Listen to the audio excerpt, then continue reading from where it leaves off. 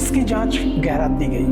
Police postmortem से अपनी theory, जो पहले पुलिस की जो थियरी थी वो, और पोस्टमार्टम की थियरी के बाद चीज़ें बदल गई और बदलने के साथ साथ पुलिस के ही इन्वेस्टिगेशन पे सवाल भी खड़ा होता है। दीपक यादव ने दावा किया था कि उन्होंने राधिका को पीछे से गोली मारी थी, जबकि पुलिस इन्वेस्टिगेशन में भी यही लिखा गया था, लेकिन पोस्टमार्टम में ऐसा बताया गया कि 3 गोलियां जो सीने पे थी और एक एक्स्ट्रा बुलेट थी उनके बॉडी में, टोटल 4 गोलियां लगी थी, जो कि पहले पुलिस इन्वेस्टिगेशन में 3 गोलियों का जिक्र था।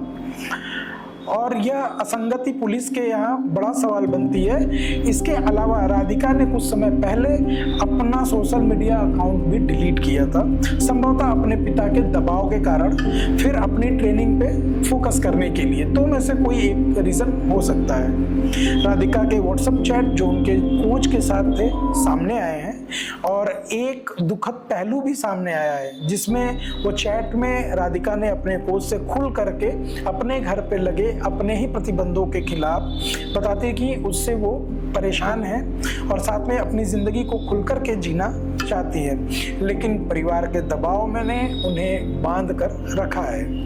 पुलिस यह भी जांच कर रही है कि क्या राधिका का किसी दूसरी जाति, धर्म या समाज के व्यक्ति से शादी करने का इरादा था। हालांकि ये भी हत्या का कारण बताया जा सकता है, बट अभी ऐसा कोई स्टेटमेंट नहीं आया है। राधिका की मां इस घटना से गहरे सदमे में है। उन्होंने कहीं भी कोई भी लिखित बयान देने से इनकार किया है। उन्होंने कहा है कि हत्या के कारणों का अभी कोई अंदाजा नहीं है। दूसरी ओर खेल जगत में इस घटना ने हलचल मचा दी है। नीरज चोपड़ा जैसे खिलाड़ियों ने सोशल मीडिया पर दुख जताया है और परिवार ने एक दूसरे का समर्थन करने की अपील की है। लेकिन इन सभी घटनाओं के, इन सभी पिछली जितनी भी बातें मैंने करी, इन सब के बाद एक अनसुलझा सवाल हमारे जहन में आता है। राधिका की हत्या केवल एक अपराध की कहानी नहीं है, यह एक ऐसी त्रासदी है जो सामाजिक बदलाव, दबाव, पारिवारिक अपेक्षाओं और व्यक्तिगत स्वतंत्रता के बीच के टकराव की कहानी है।